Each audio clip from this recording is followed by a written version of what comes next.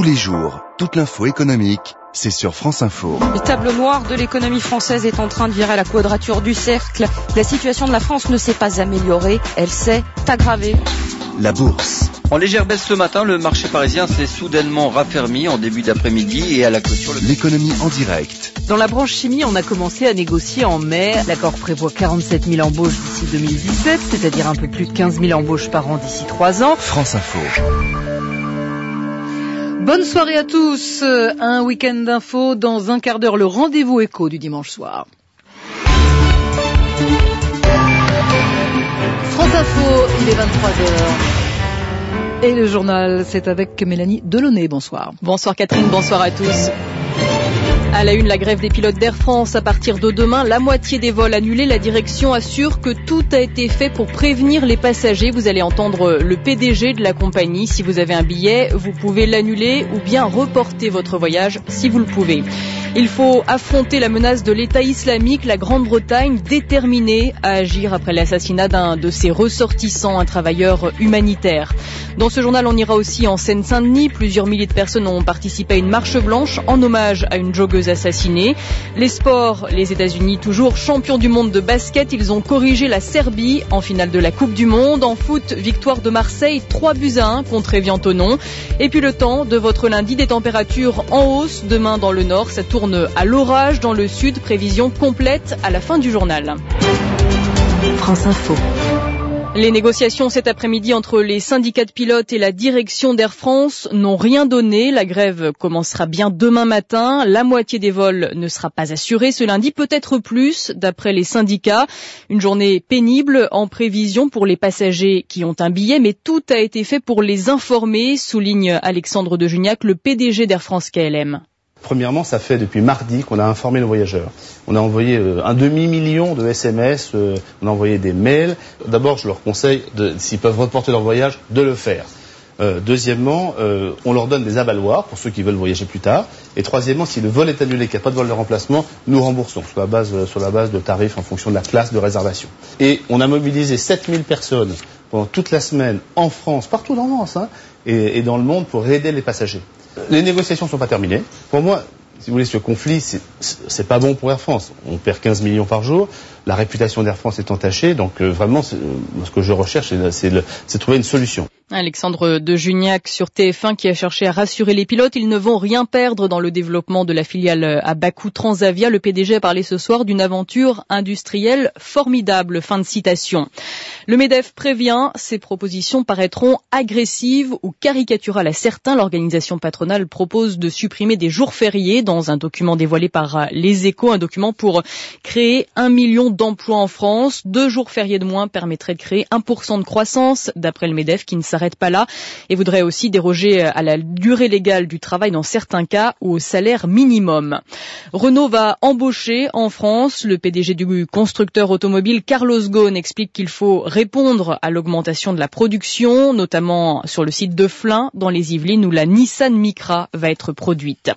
6,5 millions de retraités modestes sont concernés. Les pensions sont gelées. Pas de revalorisation au 1er octobre, mais le gouvernement va faire un geste. C'est ce qu'a annoncé le secrétaire d'État aux relations avec le Parlement, Jean-Marie Le Guen. Le Premier ministre Manuel Valls devrait préciser ce coup de pouce mardi lors de sa déclaration de politique générale. La ferme ne comptera pas plus de 500 vaches. Le ministre de l'Agriculture, Stéphane Le Foll, a cherché à rassurer les opposants aujourd'hui à la ferme dite des 1000 vaches dans la Somme. Il menace de durcir leur blocage s'ils n'ont pas d'engagement sur le nombre maximum de bêtes dans cette ferme. Il est 23h03 sur France Info. La coalition internationale pour lutter contre l'État islamique est en ordre de marche, d'après le chef de la diplomatie américaine. Les représentants d'une vingtaine de pays se retrouvent demain à Paris, conférence internationale sur l'Irak pour définir le rôle de chacun dans cette coalition. La Grande-Bretagne est particulièrement déterminée après l'assassinat de David Haines, un travailleur humanitaire britannique tué par l'organisation terroriste.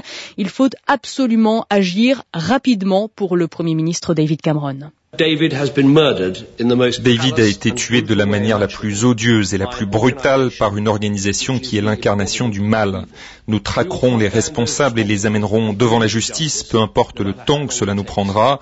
Le peuple britannique doit savoir que cette organisation fanatique, baptisée État islamique, n'a pas seulement tué un otage britannique, elle a planifié et continue à planifier des attaques dans toute l'Europe et dans notre pays.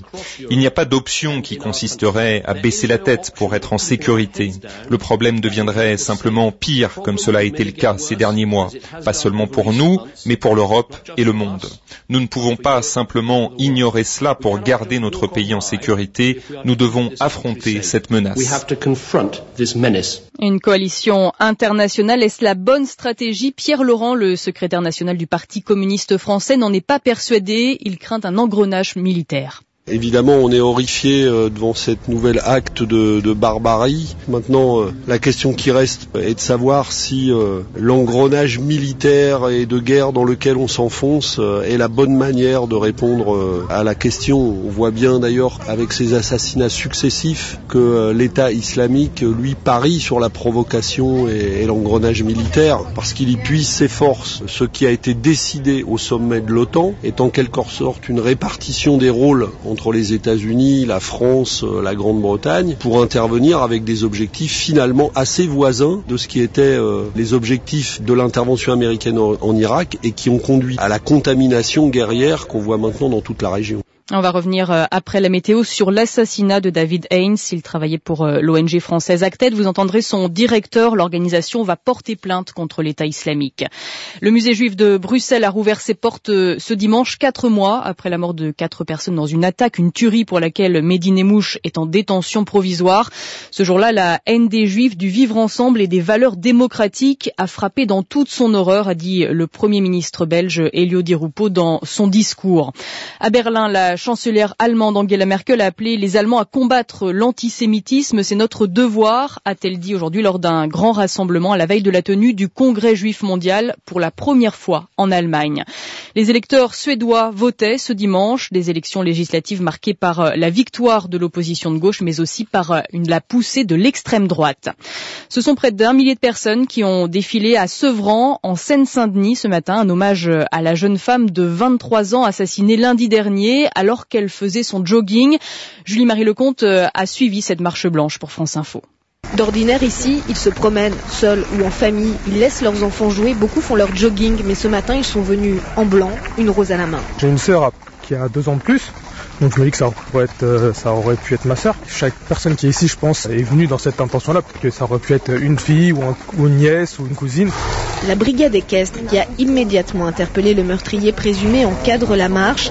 Le maire de Sevran, Stéphane Gatignon, a toutefois demandé un renforcement de la sécurité dans le parc. Ceux qui le fréquentent sont sceptiques. Moi, à chaque fois que je vais courir, que ce soit la police équestre ou même ceux qui sont en voiture, et ils sont toujours là, et moi je me sens pas particulièrement en danger. Après, le fait de mettre plus de policiers, est-ce que ça va changer les choses? Je pense qu'on peut pas mettre un policier derrière chaque personne. J'aurais jamais pensé être là aujourd'hui. Moi qui passe ma vie dans le parc, il est sécurisé ce parc. Pour dire qu'on se sent en sécurité pour une femme seule, non. C'était un fou ce type. Bon, mais par contre, les obsédés, il y en a tous les jours dans le parc et dans tous les parcs. Mais là, on est dans un cas extrême, quoi. Le meurtrier présumé de la jeune femme est aujourd'hui en détention, déjà condamné pour vol, usage de stupéfiants et exhibition sexuelle. Il reconnaît son geste, 7 coups de couteau de boucher, sans pouvoir l'expliquer. Julie-Marie Lecomte, France Bleu 107.1 à Paris pour France Info. On passe au sport. L'Olympique de Marseille revient à 1 point du leader du championnat de Ligue 1 de football. Marseille désormais 2e, a battu Évian-Thonon 3-1 ce soir. On va y revenir après la météo avec Christophe Pépin. C'est Lille qui a pris les commandes de la Ligue 1 ce dimanche en battant Nantes. Bordeaux qui a perdu à Guingamp reste sur le podium.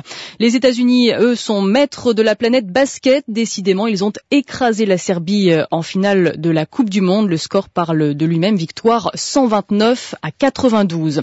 En rugby, Bordeaux-Bègles a battu Montpellier 27-21 cet après-midi. C'était le dernier match de la 5e journée de Top 14. Et puis en cyclisme, Alberto Contador remporte la Vuelta, le Tour d'Espagne, pour la 3e fois de sa carrière.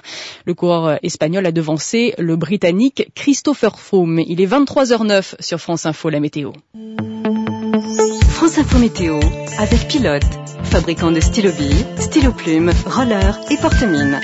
Les prévisions de Joël Collado de Météo France. Des températures orientées à la hausse surtout sur la moitié nord, une tendance à l'orage. La semaine prochaine, dans une atmosphère qui va se réchauffer. Par le sud, le temps deviendra progressivement de plus en plus menaçant. Demain lundi, ce temps menaçant affectera surtout les régions les plus méridionales. Sur le sud-ouest, sous un ciel chaotique, les nuages qui alterneront avec des éclaircies donneront des ondées, peut-être ponctuées de coups de tonnerre. Sur les régions proches de la Méditerranée, sous le Roussillon, le Languedoc, la Provence, sous un ciel gris, les averses plus fréquentes, plus rapprochées, prendront parfois un caractère orageux. En remontant vers la Loire ou en allant vers la Bretagne, soleil, nuages demain se partageront le ciel et demain après-midi, par le sud, les nuages deviendront à peine menaçants.